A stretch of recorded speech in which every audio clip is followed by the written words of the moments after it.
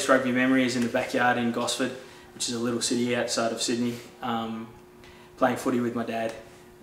Dad was a pretty good rugby player, so we always had a rugby ball around, always had a bit of fun. So mucking around in the backyard. We used to have this grass area up on top and a bit of a rock wall, and I fell off the rock wall trying to chase a kick one time, which was pretty funny, and that's probably my earliest rugby memory. It's sort of a chess match all the time, and you're always working as a group or a unit. It's not really an individual game, and I really like that about rugby. It's one of the biggest positives, I think, and the fact that other sports I'm sort of vertically challenged, so it sort of counts against me in a lot of ways, whereas in rugby that's sort of an advantage a lot of times. When I was younger I was a bit quicker. I played in the back, so I was dislocated both my kneecaps when I was about 15 years old, so I got a bit fatter and slower. And they sort of moved into the front row. It's quite enjoyable there. Probably the best part is the one-on-one confrontation, being able to look your opponent in the eye and sort of smile at him. I love a bit of chit-chat in the front row. It's the best part about it, sort of creeping up on their mark when it's their put in, just sort of intimidating them, smiling at them, blowing them kisses. Probably shouldn't say that on this. Might come off looking the wrong way. When I first moved to San Francisco a couple of years ago, I came out to the club, and it was a really good, friendly atmosphere, and that's what drew me to the club. I think it's one of the best facilities in America, and I've seen a few, whether collegiate or club level, and it makes it a really enjoyable place to play rugby. Having the field, having the change rooms, just being able to come out and know that this is our home field. We're not sort of shipping around the place. And then the boys. It's good fun playing out here with all the boys, and the boys make a club, and everyone else who's involved with it. So it's a good infrastructure, and things are really coming together well.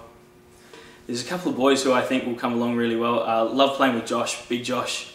Played with him the last couple of years, hence the reason I'm Little Josh. He's such an immense potential.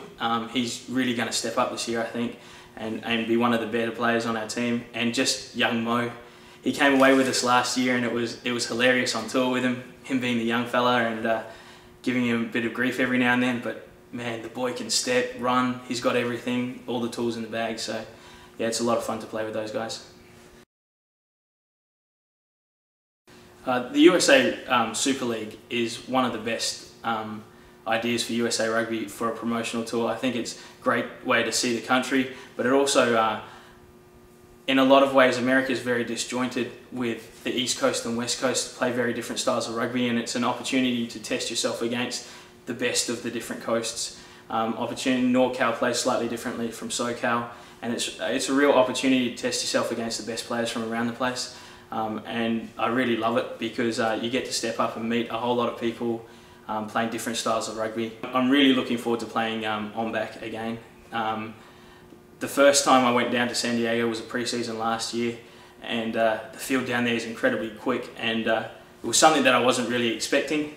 And this year they're chock full of Eagles, and I just think it's going to be a real good test, just going in there and putting your body on the line against the best in the US, and trying to prove a point that San Francisco Golden Gate is not only one of the premier clubs, but pushing real hard to become the best.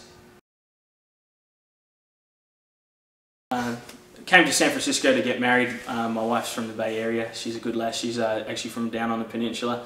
I think this is the best location in America. It's got everything you can want.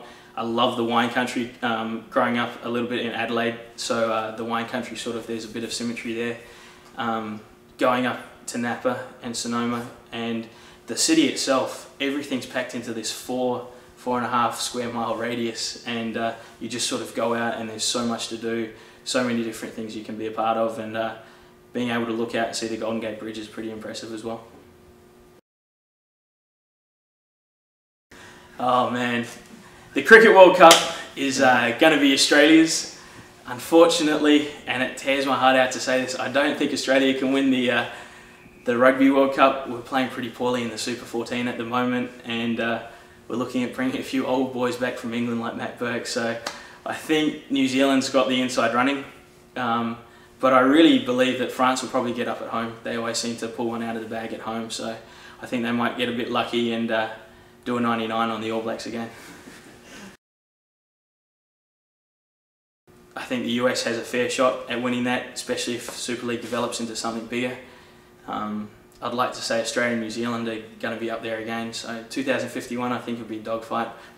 I'd say Australia gets over the top of the Eagles in the final.